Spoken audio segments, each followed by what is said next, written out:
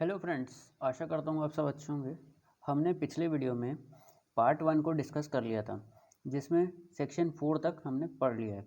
अब पार्ट 2 में आते हैं। तो पार्ट 2 जो है वो एक ऐसा पार्ट है जिसमें स्पेसिफिक रिलीफ के बारे में बताया गया है। मैंने इंडेक्स में ही ये चीज़ बता दी थी कि ये जो स्पेसिफिक रिलीफ एक्ट है ये 3 पार्ट में बनता है। पहला प्रीलिमिनरी, दूसरा स्पेसिफिक रिलीफ और तीसरा प्रिवेंटिव रिलीफ। तो स्पेसिफिक रिलीफ का जो चैप्टर है वो है, उसमें बहुत सारे चैप्टर हैं। तो उसका जो चैप्टर नंबर 1 है वो बात करता है रिकवरी पोजीशन ऑफ प्रॉपर्टी, मतलब प्रॉपर्टी के पोजीशन को रिकवर करने का प्रोसीजर और क्या कैसे रिकवर किया जाएगा ये बताया गया है। ये एक स्पेसिफिक रिलीफ है। मतलब अगर कोई पर्सन चाहता है कि मैं पर्टिकुलरली पोजीशन को रिकवर करना चाहता हूँ तो वो कैसे करेगा, वो इसमें बताया गया है। अब आते हैं हम सेक्शन नंबर 5 में। सेक्शन नंबर 5 और सेक्शन नंबर 6 सबसे इम्पॉर्टेंट सेक्शन है। ये बहुत बार एग्जाम में पूछे जाते हैं क्योंकि ये जो सेक्शंस हैं ये इमूवेबल प्रॉपर्टी से रिलेटेड है। इमूवेबल प्रॉपर्टी बोले तो अचल संपत्ति। अब आते हैं सेक्शन 5 में, recovery of specific immovable property. अगर कोई व्यक्ति इमूवेबल प्रॉपर्टी को रिकवर करना चाहता है तो कैसे रिकवर करेगा, तो इसमें बता दिया गया, a person entitled to the position of specific immovable property में रिकवर। कैसे रिकवर करेगा? In the manner provided under CPC 1908, मतलब सिविल प्रोसीजर कोड में जो चीज़ दी गई है वैसे ही रिकवर किया जाएगा। ये बताया गया है सेक्शन नंबर 5 में। अब इससे कनेक्टेड आर्टिकल है जिसको हम पढ़ते हैं लिमिटेशन एक्ट में, आर्टिकल 64।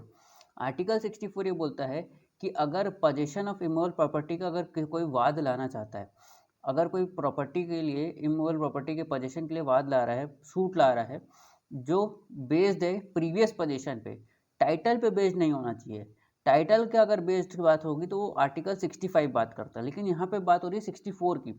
64 बोलता है कि नॉट ऑन टाइटल, मतलब प्रीवियस पोजीशन आपके पास था और उसको आपको रिमूव कर दिया गया, तो अब वापस आप पोजीशन के लिए वाद ला रहे हो, तब when the plaintiff while in position of the property has dispossessed 12 year from the date of disposition. मतलब इसको आसान भाषा में हम समझते हैं, एक पर्सन है जिसकी ये प्रॉपर्टी है ए की, अब बी आके इसको रिमूव कर देता है ए को, और ए जो है वो डिस्पोजेस हो जाता है कुछ समय के लिए, मतलब उसके पोजीशन से हटा देता है उसको। अब बी रहने लगता है। तो अब ए जो है वो वापस अपना वाद लाएगा, तो उसको कितने साल के अंदर लाना होगा? तो जिस दिन उसको डिस्पोजेस किया गया, मतलब उसको वहाँ से हटाया गया है, उसके 12 साल के अंदर अंदर उसको फिर से वाद लाना होगा। इसका एक बहुत फेमस केस लॉ है, कई बार एग्जाम में पूछा गया है, रमेश चंद कोइरी वर्सेस चंदन कोइरी। ये लेटेस्ट केस है 2018 का।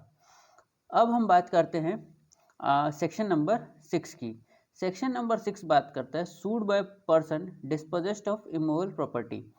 तो इमूवेबल प्रॉपर्टी के डिस्पोजेशन के लिए बात करेंगे हम सेक्शन नंबर 6 में। सेक्शन नंबर 6 में बोला गया है, इफ़ एनी पर्सन, कोई भी पर्सन डिस्पोजेस किया जाता है विदाउट हिज कंसेंट, जैसे कि मैंने इसके की पॉइंट्स लिख कर रखे हैं। इसमें पहला पॉइंट है डिस्पोजेस्ड विदाउट हिज कंसेंट, मतलब उसके कंसेंट के बिना उसको डिस्पोजेस किया जा रहा है of immovable property, otherwise than in due course of law. मतलब otherwise in due course of law, मतलब आसान भाषा में बोलेंगे तो इलीगल। अगर लॉ के द्वारा डिस्पोजेस कर रहा है तो वो तो लीगल हो गया, और अदरवाइज देन लॉ कर रहा है तो वो इलीगल हो गया। तो यहाँ पे सेकेंड एलिमेंट है इलीगल मैनर। ही और any person through whom he has been in possession or any person claiming through him by suit recover possession, मतलब जो पर्सन पोजीशन चाहता है या ऐसा पर्सन जो क्लेम कर रहा है पोजीशन को, वो सूट मतलब वाद ला सकता है पोजीशन रिकवर करने के लिए, notwithstanding any other title date में set up in such suit. मतलब यहाँ पे टाइटल को इस्टेब्लिश नहीं करने की जरूरत है, notwithstanding any other title date may set up in such suit, मतलब टाइटल इस्टेब्लिश करने की जरूरत नहीं है, ये सिर्फ और सिर्फ पोजीशन का वाद है। ये कभी कभी जब मेंस की जजमेंट राइटिंग आती है तो ये मोस्ट इंपॉर्टेंट सेक्शन हो जाता है, क्योंकि सेक्शन 6 एक ऐसा सेक्शन है जो हर बार मेंस की जजमेंट राइटिंग में आता है कि रिकवरी ऑफ पोजीशन का बाद आएगा, तो आपको सेक्शन 6 को इम्प्लीमेंट करना आना चाहिए। इम्प्लीमेंट में आपको यही चीज़ देखना है कि क्या उसका कंसेंट था, दूसरा क्या इलीगली उसको डिस्पोजेस किया गया है, और साथ ही साथ consideration for possession to owner, मतलब जो पोजीशन है वो कंसिडरेशन के लिए तो नहीं किया गया है, only decide position not title. ये जो कंसिडरेशन की बात हो रही है, जैसे कि ए आके ये बोल रहा है कि मेरे को डिस्पोजेस कर दिया गया, फिर जब बी आपके आके अपना रिटर्न स्टेटमेंट फाइल करता है और वो ये बोलता है कि नहीं सर मैंने इसको पेमेंट कर दिया था, मैंने इससे प्रॉपर्टी खरीदी थी और मैंने इसको पेमेंट कर दिया था, तब वो पेमेंट के स्लिप्स दिखाता है। अगर ए का कंसिडरेशन हो जाता है फुलफिलमेंट कि हाँ भाई इसको कंसिडरेशन दिया गया था और कहीं ना कहीं ऐसा दिख रहा है कि ये उसको डिस्पोजेस नहीं किया गया, ये इसने पहले से सेल किया है उसके बाद इसने आया है, तो यहाँ पे बी अपना वाद इस्टेब्लिश कर लेगा। तो ऐसे भी क्वेश्चंस मेंस के आंसर राइटिंग में आते हैं। Only decide position not title, ये एक इंपॉर्टेंट है कि जब भी आप मेंस का जजमेंट लिख रहे हो तो आप पोजीशन को बस डिसाइड कीजिए, टाइटल डिसाइड करने की जरूरत नहीं है, टाइटल ऑटोमेटिकली इस्टेब्लिश हो जाता है। टाइटल हमेशा और हमेशा डॉक्यूमेंट पे होता है, मतलब अगर एक बार डॉक्यूमेंट प्रूफ हो गया, मतलब ए ने अगर कोई प्रॉपर्टी बी को बेची है और बी ने उस प्रॉपर्टी को खरीदा है, तो कहीं ना कहीं इनके बीच में एक सेल डीड बनेगी, तो सेल डीड के थ्रू ये प्रॉपर्टी ट्रांसफर हुई, तो जैसे ये सेल डीड प्रूफ हो गई तो बी का टाइटल प्रूफ हो गया। तो टाइटल आपको प्रूफ करने की जरूरत नहीं होती कभी भी, आपको सिर्फ और सिर्फ पोजीशन और उसका डॉक्यूमेंट जैसे ही प्रूफ हो जाएगा तो डॉक्यूमेंट ऑटोमेटिकली टाइटल को स्टेब्लिश कर देता है। तो ये है सेक्शन 6 का इम्पोर्टेंट पोर्शन मेंस के पॉइंट ऑफ व्यू से। अब आते हैं हम इसके क्लॉज 2 में, जो कि प्री पॉइंट ऑफ व्यू से बहुत ज़्यादा इंपॉर्टेंट है। ये सेक्शन का ये पॉइंट हर बार पूछा जाता है प्री में कि कोई भी सूट नहीं लाया जाएगा 6 महीने के बाद from the date of dispossession, जिस दिन डिस्पोजिशन हुआ है उसके 6 महीने के बाद कोई भी वाद नहीं लाया जाएगा। और साथ ही साथ ये भी बताया गया कि अगर 6 महीने के अंदर डिस्पोजेस किया गया तो कोई वाद नहीं लाएगा, और अगेंस्ट गवर्नमेंट नहीं लाया जाएगा, मतलब गवर्नमेंट के अगेंस्ट आप कभी भी नहीं ला सकते, चाहे वो 6 महीने के बाद हो चाहे 6 महीने के अंदर हो, उससे फर्क नहीं पड़ता, गवर्नमेंट के अगेंस्ट में कोई भी डिस्पोजिशन के बाद नहीं आएगा। और थर्ड पॉइंट, ये तो मोस्ट इंपॉर्टेंट पॉइंट है, इसमें ये सिंपली क्लियर किया है कि इसकी कोई भी इस ऑर्डर की, ये भी जो ऑर्डर या फिर डिक्री पास की गई है कोर्ट के द्वारा, इसकी कोई अपील नहीं होती, इसका कोई रिव्यू नहीं होता, मतलब इस सेक्शन की कोई मतलब अपील लाई ही नहीं करेगी और ना ही कोई रिव्यू होगा, सिर्फ और सिर्फ रिवीजन हो सकता है। यहाँ पे रिवीजन की बात नहीं लिखी गई है, तो आप ये मान के चलें कि सिर्फ और सिर्फ रिवीजन हो सकता है, जिसकी कोई अपील नहीं होती, जिसका कोई रिव्यू नहीं होता, उसका रिवीजन होता है। अब ये बता दिया गया, nothing in this section shall bar any person suing to establish his title to such property and to recover possession, मतलब यहाँ पे सीधे बोल दिया गया है कि ये सेक्शन कभी भी किसी पर्सन को बार नहीं करता कि वो पर्सन इस्टेब्लिश कर सके अपना टाइटल। जैसे कि अभी मैंने समझाया है कि अगर डॉक्यूमेंट प्रूफ हो गया तो टाइटल ऑटोमेटिकली प्रूफ हो जाएगा, तो अगर कोई पर्सन पोजीशन के साथ साथ टाइटल भी मांग रहा है तो बिल्कुल वो मांग सकता है, क्योंकि यहाँ पे ये सेक्शन उसको बार नहीं करता, सेक्शन 6 में उसको बार नहीं किया गया, अगर पोजीशन प्रूफ हो रहा है उसके बाद वो टाइटल भी प्रूफ कर सकते हैं। तो ये बताया गया है सेक्शन 6 के अंतर्गत। अब हम आते हैं सेक्शन नंबर 7 में। सेक्शन 7 एक थोड़ा मूवेबल प्रॉपर्टी से रिलेटेड है पहली बात तो, और इसमें ना जनरली जो क्वेश्चंस हैं प्री पॉइंट ऑफ व्यू से ऐसे अंदर से नहीं आते, एकदम क्लियरली और स्पष्ट आते हैं कि सेक्शन 7 किससे डील करता है, तो बोले मूवेबल प्रॉपर्टी से डील करता है। Recovery of specific movable property, तो इसका रिकवरी कैसे होगा, तो इसकी रिकवरी होगी जैसे कि सीपीसी में बताया गया है। अब इसका जो एक्सप्लेनेशन 1 है, ये एक बार एग्जाम में पूछा जा चुका है कि एक्सप्लेनेशन 1 में बताया गया, a trustee may sue under this section for the position of movable property to the beneficial interest in which person for whom this trustee is entitled, जिस पर्सन जो ट्रस्टी है वो उस प्रॉपर्टी के लिए एंटाइटल्ड था, उसका बेनिफिशियल इंटरेस्ट था, तब वो ट्रस्टी जो है वो शू कर सकता है मूवेबल प्रॉपर्टी के पोजीशन के लिए।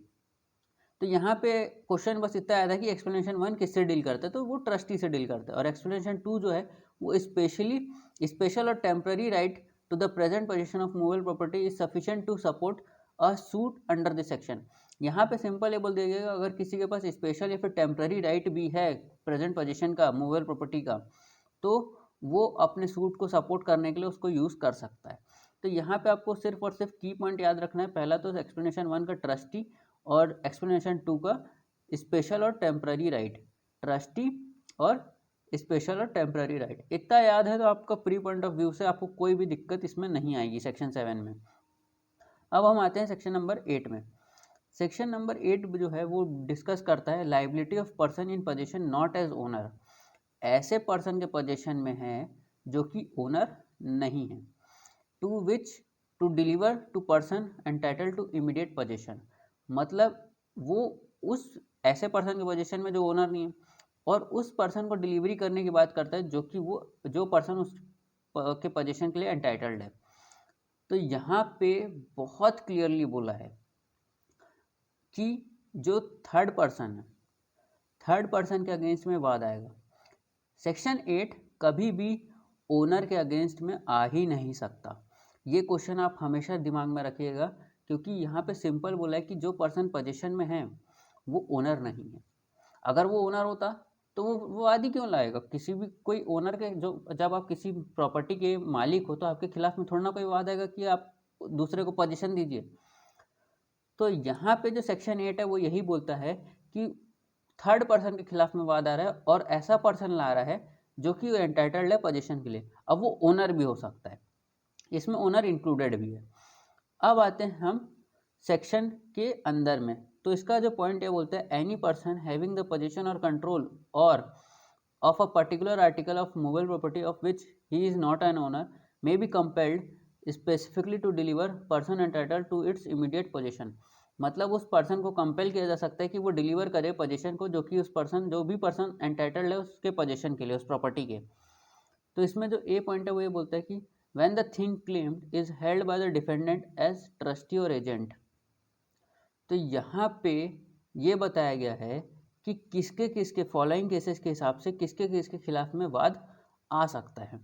when things claimed जो है, जो भी थिंग क्लेम की जा रही है वो डिफेंडेंट के पास है और वो डिफेंडेंट जो है वो एजेंट है या फिर ट्रस्टी है किसका, प्लेंटिफ का, तब उससे क्लेम की जा सकती है। या फिर कंपनसेशन इन मनी जो है, जो कंपनसेशन दिया जा सकता था वो एडिक्वेट नहीं है, not afford the plaintiff adequate relief for the loss of thing claim, मतलब जो पैसा दिया जा रहा है उसके कंपनसेशन के लिए कि भाई कोई प्रॉपर्टी है वो लॉस हो गई है अब उसके लिए कंपनसेशन जा रहा है, तो वो एडिक्वेट नहीं है, तब उसको पर्सन को कंपेल किया जा सकता है कि वो थिंग को डिलीवर करे। क्लॉज सी में बताया गया कि it is extremely difficult to ascertain actual damage, ऐसा प्रॉपर्टी में डैमेज हो गया है जैसे कि एक बहुत important movable property like car है और ये कार एक बहुत पुरानी 1950 का मॉडल है, अब ये मार्केट में आता भी नहीं है, लेकिन एक पर्सन के पास ये प्रॉपर्टी थी। अब दूसरे के पर्सन के पास ये प्रॉपर्टी चले गई और वो प्रॉपर्टी जो थी वो उसके से जल गई। अब इस 1950 की कार को कोई रिकवर कर नहीं सकता क्योंकि है ही नहीं और मिलती भी नहीं है। अब इसका जो है वो एक्चुअल डैमेज तो हो ही नहीं सकता, तब यहाँ पे पर्सन को कंपेल किया जा सकता है कि नहीं भाई आप जैसे भी कीजिए लेकिन वो थिंग को डिलीवर कीजिए। एक्सट्रीमली डिफिकल्ट है यहाँ पे एक्चुअल डैमेज को जो लॉस हुआ है उसको कवर अप करना, तब यहाँ पे बोल दिया गया may compelled specifically to deliver to person entitled to the its immediate possession, मतलब तुरंत पोजीशन में दिया जाए in any of the following cases. तो ये फॉलोइंग केसेस में ये पॉइंट आ रहा है। अब जो डी पॉइंट है बोलते हैं कि possession of thing claimed has been wrongfully transferred from the plaintiff, जो पोजीशन है वो रॉन्गफुली ट्रांसफर कर लिया गया था प्लेंटिफ से। अब ये बात करते हैं रॉन्गफुली और ट्रांसफ़र, मतलब सिंपल है कि अगर गलती से या फिर बाय मिस्टेक फ्रॉड ये सब से ले लिया था तो वो चीज़ें आ जाती हैं सेक्शन क्लॉज डी में। इसका जो की पॉइंट्स हैं वो मैं आपको बता देता हूँ जिससे आपको सेक्शन 8 तुरंत याद हो जाएगा। सेक्शन 8 पहली बात तो आपका डील करता है पर्सन जो कि ओनर नहीं है। दूसरा इसका ए पॉइंट आपको याद रखना है as a defendant as agent और trustee of plaintiff. B point आपको याद रखना है कि compensation not adequate relief. C point आपको याद रखना है कि एसर्टेन एक्चुअल डैमेज नहीं किया जा सकता, difficult to ascertain actual damage. D point आपको याद रखना है रॉन्गफुली ट्रांसफर। तो यहाँ से आपको चीज़ें याद हो जाएंगी। अब इसका जो एक्सप्लेनेशन है वो क्या बोलता है, unless and until it is proved that the court shall presume, मतलब कोर्ट शैल प्रिज्यूम करेगा क्लॉज बी और क्लॉज सी में। क्लॉज बी जो कि मतलब कंपनसेशन एडिक्वेट रिलीफ नहीं है और एक्सट्रीमली डिफिकल्ट है सर्टेन एक्चुअल डैमेज करने के लिए, ये दोनों के लिए सिर्फ बी और सी के लिए कोर्ट शैल प्रिज्यूम करेगा। अब क्या शैल प्रिज्यूम करेगा वो देखते हैं। क्या शैल प्रिज्यूम करेगा? That compensation in money would not afford plaintiff adequate relief for the loss of thing claim as the case में बी। मतलब कोर्ट के सामने अगर प्लेंटिफ क्लेम कर रहा है कि वो एडिक्वेट रिलीफ नहीं है, compensation is not N adequate relief, तो कोर्ट शैल प्रिज्यूम करके चलेगा कि हाँ भाई कंपनसेशन एक एडिक्वेट रिलीफ नहीं है प्लेंटिफ के लिए जो उसको लॉस हुआ है। क्लॉज सी में क्या शैल प्रिज्यूम करके चल रहा है? That it would be extremely difficult to ascertain actual damage by its loss. मतलब कोर्ट यहाँ पे मान के चलेगा। शैल प्रिज्यूम क्या होता है? शैल प्रिज्यूम आप एविडेंस एक्ट में जाएंगे तो शैल प्रिज्यूम जो होता है वो एक इररिबटेबल इररिबटेबल मेरे से गलती से लिखा गया, it's rebuttable presumption of law होता है। रिबटेबल प्रिजम्पशन ऑफ लॉ होता है शैल प्रिज्यूम, और इररिबटेबल प्रिजम्पशन ऑफ लॉ होता है कॉन्क्लूसिव प्रूफ। तो यहाँ पे जो रिबटेबल प्रिजम्पशन ऑफ लॉ है, मतलब कोर्ट जब तक इसको सही मानेगा जब तक unless and until contrary proof नहीं किया जा सकता, मतलब कोई इसके खिलाफ में कोई ठोस एविडेंस नहीं दे देता तब तक कोर्ट इसको मान के चलेगा। तो यहाँ पे जो शैल प्रिज्यूम की बात हो रही है वो यही है कि कोर्ट ये मान के चल रहा है कि जो डैमेज प्लेंटिफ को हुआ है उसका एसर्टेन एक्चुअल डैमेज, मतलब उसको एक्चुअल डैमेज को एसर्टेन नहीं किया जा सकता, और साथ ही साथ प्लेंटिफ जो बोल रहा है कि कंपनसेशन एडिक्वेट रिलीफ नहीं है, तो ऐसा मान के चलेगा कोर्ट कि हाँ compensation is not N adequate relief. तो आज का वीडियो यही तक के था। अगर ये वीडियो आपको अच्छा लगा तो लाइक करें, शेयर करें, सब्सक्राइब करें हमारे चैनल को। Thank you for watching this video.